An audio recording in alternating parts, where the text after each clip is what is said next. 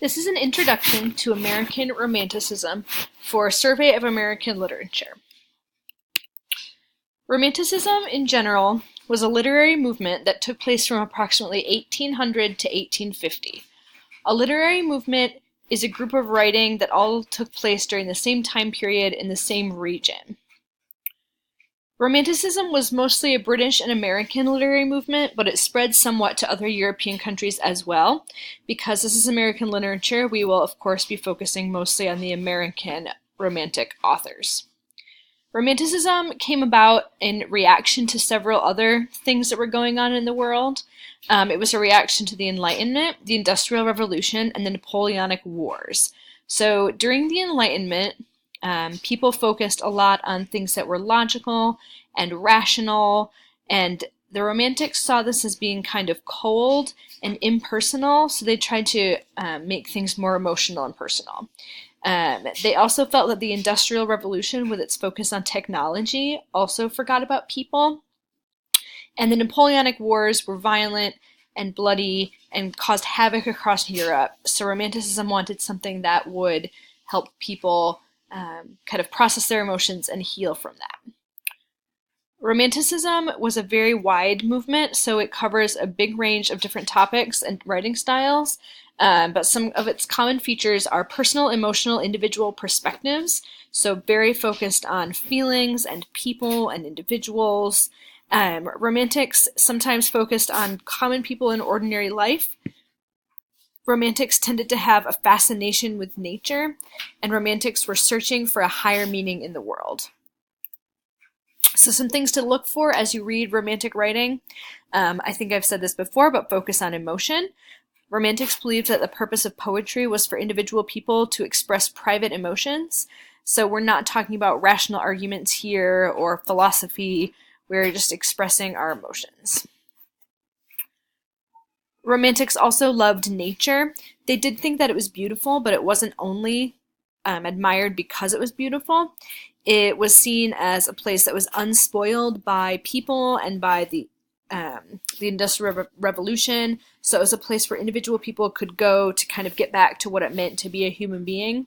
Some Romantics saw nature as innocent and a place where people could retreat and kind of get away from the world, and some people saw it as wild and untamed and powerful, and they valued it for both of those things. Romantics also focused a lot on being original.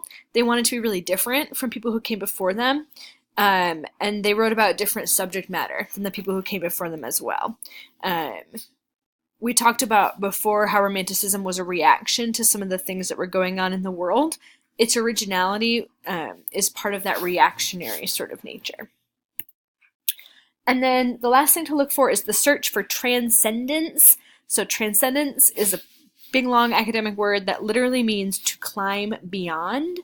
And the definition of transcendence is you're moving beyond ordinary life, or you have reached kind of like a higher plane of understanding or spirituality. And so they were always trying to see higher meaning in everything that they looked at in the world. So in America, there were two types of Romantic movements. The first one were called the Dark Romantics, or the Gothics. This was a type of Romanticism that took place in the second half of the 19th century, so it was a later part of the movement. It was marked by a fascination with really dark things. So they were fascinated with melancholia, which is another word for depression. They were fascinated by insanity, crime. The grotesque is just like things that are really gross and disturbing, and the supernatural. So you're going to see imagery in Dark Romanticism of Satan, devils, ghosts, werewolves, vampires, ghouls.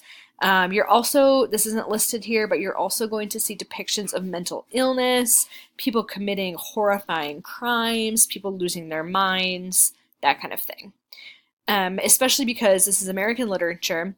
American Dark Romantics focus less on the supernatural aspect and more on human fallibility and sinfulness. Fallibility just means that you're not perfect, that you're capable of making errors. So the Americans focus more on the psychological aspects of dark romanticism, but it's still very, very dark and disturbing. Some famous authors from the American dark romanticism movement: Nathaniel Hawthorne. He was troubled because his family had been Puritans. You guys actually saw when we watched and read The Crucible, one of his ancestors was one of the judges. Judge Hawthorne was related to him. And Nathaniel Hawthorne was really disturbed by the fact that his family had been such prominent Puritans. And so he focused a lot on kind of psychological issues and sinfulness. And a lot of that came from his own struggle with his family's past. Some famous works that he wrote were The Scarlet Letter, The House of the Seven Gables, and Young Goodman Brown. And then the other dark romantic author that we'll look at is Edgar Allan Poe.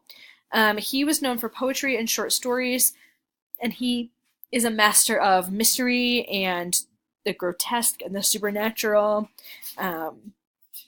Lots of really creepy, almost like Halloween type stories that he wrote. His most famous works include The Raven, The Telltale Heart, The Cask of Amontillado, and Annabel Lee. The second type of romanticism that really was popular in America was called transcendentalism. So this also happened later in the movement. The 1820s and 1830s were when transcendentalism was at its peak. Transcendentalists, that's what people are called who are part of this movement, focused on individuality. Transcendentalists were obsessed with the individual person and like a person's own intuition and instincts.